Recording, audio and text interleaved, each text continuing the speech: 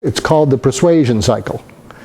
And what that means is when you're with someone, you want to move them from resistant to doing, resistant to you, to listening to you, to considering what you have to say, to being willing to do what you've talked about. They're doing it, and then being glad that they did it. And if they're glad they did it, they'll tell other people. Does that make sense?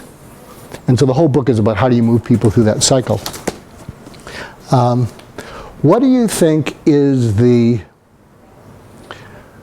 posture, if people were being honest, when someone is resistant to listening and resistant to you, in your mind's eye, what's their posture? Hands crossed. Hands crossed. Where are they looking? Around. Around, up at the ceiling. You get the default expression like... Yeah, like this. Oh, I'm really engaged. Okay, so here's the interesting thing. There's an old song when I was growing up, the hip bone's connected to the thigh bone, blah, blah, blah, blah, blah. Well, the way people's outward posture is connected to their inner mind's eye. So when someone is resistant, if in the conversation you can get them to use their hands because their words don't say enough, they will open their arms in their mind.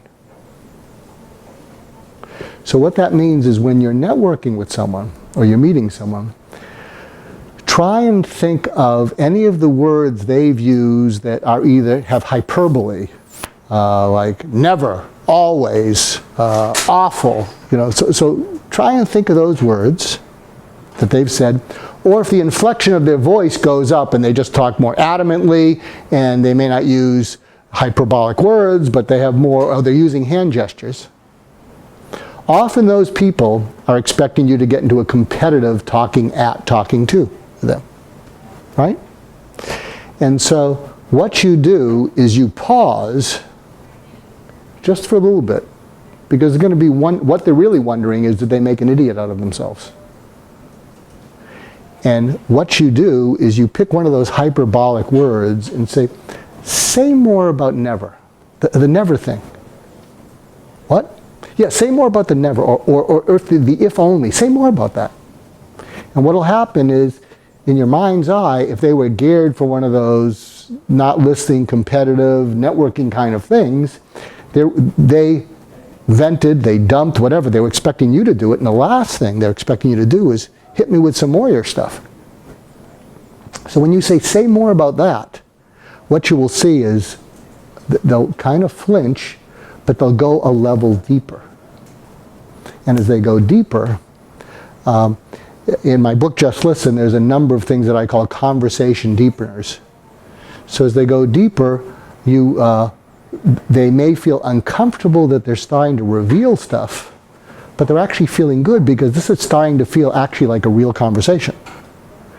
And so one of the conversation deepeners is really, or if any of you go to shrinks, I'm going to ruin it right now, if you go, And